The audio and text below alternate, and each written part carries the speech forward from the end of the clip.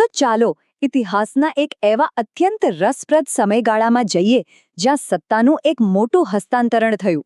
એટલે કે એક વ્યાપારી કંપનીના હાથમાંથી સત્તા સીધી એક વિશાળ બ્રિટિશ સામ્રાજ્યના હાથમાં ગઈ. આજના આ વિશ્લેષણમાં આપણે 1853થી 1861 વચ્ચેના એવા ઐતિહાસિક બંધારણીય ફેરફારોની વાત કરવાના છીએ, જેણે ખરેખર આધુનિક ભારતના વહીવટી માળખાનો પાયો નાખ્યો હતો. આ સમયગાળો માત્ર કાયદાઓનો ન હતો, પણ તે એક મોટા અને ઐતિહાસિક પરિવર્તનનો સમય હતો. આખા વિષયને સરળતાથી સમજવા માટે આપણે તેને 5 મુખ્ય ભાગમાં વહેંચીશું. 1853નો ચાર્ટર એક્ટ, ત્યારબાદ 1858માં બ્રિટિશ તાજનું શાસન, વાઇસરોય અને સચિવ જેવા નવા હોદ્દાઓ, 1861નો કાઉન્સિલ એક્ટ અને છેલ્લે વિકેન્દ્રીકરણ. આ ક્રમમાં આપણે આખો ઇતિહાસ ડીકોડ કરીશું. હવે આ સમયરેખા પર એક નજર કરો. આ 1853થી 1861 વચ્ચેનો માત્ર 8 વર્ષનો ટૂંકો ગાળો છે, પણ આ 8 વર્ષોએ બધું જ બદલી નાખ્યું. 1853માં નવી સંસદીય પ્રણાલીના બીજ રોપાયા, 1857ના સંગ્રામે એક મોટા ઉત્પ્રેરક તરીકે કામ કર્યું, 1858માં બ્રિટિશ તાજનું આગમન થયું અને 1861માં વહીવટમાં જબરદસ્ત ફેરફારો આવ્યા. તો શરૂઆત કરીએ આપણા પહેલા પડાવથી, 1853નો ચાર્ટર એક્ટ. જુઓ, આ 1853નો એક્ટ છેલ્લો ચાર્ટર એક્ટ હતો. તેને યાદ રાખવા માટે એક બહુ જ સરળ ટ્રીક છે. તેમાં 3 મોટી શરૂઆત થઈ હતી. પહેલી શરૂઆત, ભારતમાં પ્રથમ વખત કાયદા ઘડવા માટેની ધારાકીય સંસ્થા અને કારોબારીને અલગ કરવામાં આવ્યા. તમે તેને એક પ્રારંભિક સંસદ કહી શકો છો. બીજી શરૂઆત, મેકોલે સમિતિની ભલામણથી સિવિલ સર્વિસ માટે સ્પર્ધાત્મક પરીક્ષાઓ શરૂ થઈ. અને ત્રીજી શરૂઆત હતી કંપનીના કોર્ટ ઓફ ડિરેક્ટર્સના પતનની. હવે અહીં ખરેખર શું રમત રમાઈ રહી હતી તે જુઓ. 1853 પહેલાં ઈસ્ટ ઇન્ડિયા કંપનીના કોર્ટ ઓફ ડિરેક્ટર્સમાં 24 સભ્યો હતા, પણ આ એક્ટ પછી તે ઘટાડીને સીધા 18 કરી દેવાયા. અને મજાની વાત તો એ છે કે આ 18માંથી પણ 6 સભ્યોની નિમણૂક સીધી બ્રિટિશ તાજ દ્વારા થવા લાગી. આ એક બહુ મોટો સંકેત હતો કે કંપનીની સત્તા હવે ધીમે ધીમે કાપવામાં આવી રહી હતી. હવે પહોંચીએ બીજા તબક્કા પર, 1858, જ્યારે બ્રિટિશ તાજે સત્તા પોતાના હાથમાં લીધી. 1857નો પ્રથમ સ્વાતંત્ર્ય સંગ્રામ કંપની માટે એક મોટો ફટકો હતો અને બ્રિટિશ સરકારને એક પૂરતું બહાનું મળી ગયું. રાતોરાત આખું માળખું બદલાઈ ગયું. 1858 પહેલાં જે East India company, board of control અને કોર્ટ ઓફ ડિરેક્ટર્સની સિસ્ટમ ચાલતી હતી, તે સંપૂર્ણપણે ખતમ કરી દેવામાં આવી અને તેની જગ્યાએ બ્રિટિશ તાજનું સીધું શાસન, રાજ્ય સચિવ અને વાઇસરોય જેવા નવા માળખાએ જન્મ લીધો. કંપનીનો જમાનો પૂરો થઈ ગયો હતો. આની સાથે જ આવે છે આપણો ત્રીજો મુદ્દો, વાઇસરોય અને સચિવના નવા હોદ્દાઓ.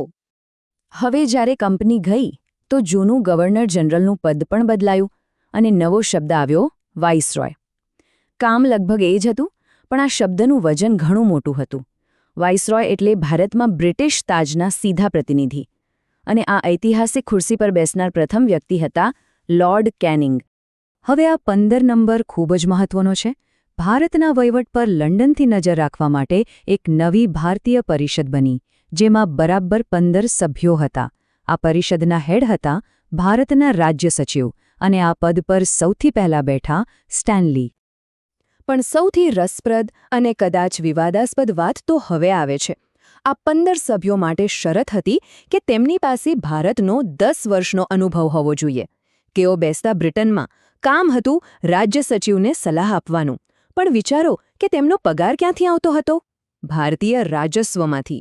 જી હા, ભારતીય તિજોરીમાંથી. અને આ જ વ્યવસ્થા છેક 1919 સુધી ચાલતી રહી. ચાલો હવે આગળ વધીએ 1861ના કાઉન્સિલ એક્ટ તરફ, જ્યાં વહીવટી માળખું વધુ સ્થિર કરવાનો પ્રયાસ થયો. 1861માં એક મોટો ઐતિહાસિક નિર્ણય લેવાયો.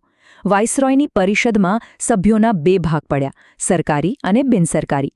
સરકારી સભ્યો તો બ્રિટિશ જ હતા અને તેમની બહુમતી કાયમ રહેતી.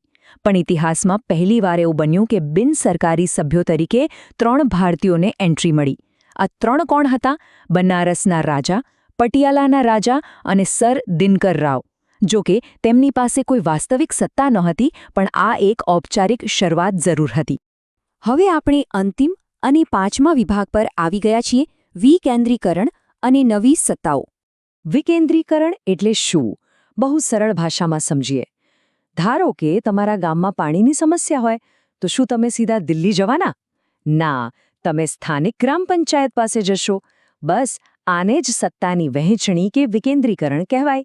એટલે કે બધી જ સત્તા કેન્દ્રમાં રાખવાને બદલે સ્થાનિક પ્રાંતોને વહીવટી સત્તા આપવી. આ એક બહુ મોટો યુટર્ન હતો.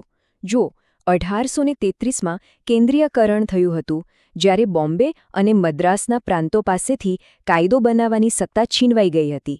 પણ 1861માં આ નીતિ સંપૂર્ણપણે બદલાઈ ગઈ.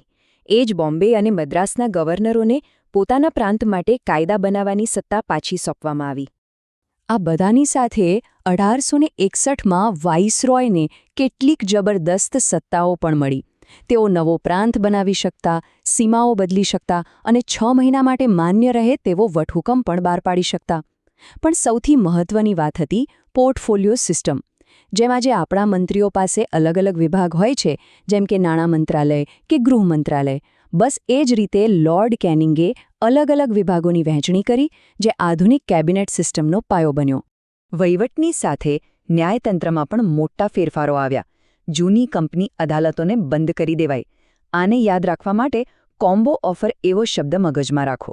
1862માં એકસાથે કલકત્તા, મદ્રાસ અને બોમ્બે, આ 3 મુખ્ય જગ્યાઓએ હાઈકોર્ટની સ્થાપના કરવામાં આવી. તો મિત્રો, આ બધી ઐતિહાસિક માહિતીને સમજ્યા પછી આપણા મનમાં એક સ્વાભાવિક પ્રશ્ન ઊભો થાય છે. 1861માં પહેલીવાર ભારતીયોને ધારાકીય પરિષદમાં જે પ્રવેશ મળ્યો, શું એ ખરેખર આધુનિક લોકશાહીના બીજ હતા? કે પછી 1857ના વિપ્લવ પછી માત્ર ભારતીયોને શાંત કરવા માટે બ્રિટિશરોએ ઊભો કરેલો સત્તાનો એક વ્યૂહાત્મક ભ્રમ હતો? આ ખરેખર વિચારવા જેવો પ્રશ્ન છે. આજના આ વિશ્લેષણથી 1853થી 1861 વચ્ચેનો આ જટિલ ઇતિહાસ ચોક્કસપણે વધુ સ્પષ્ટ થયો હશે. વિચારતા રહો અને નવું શીખતા રહો.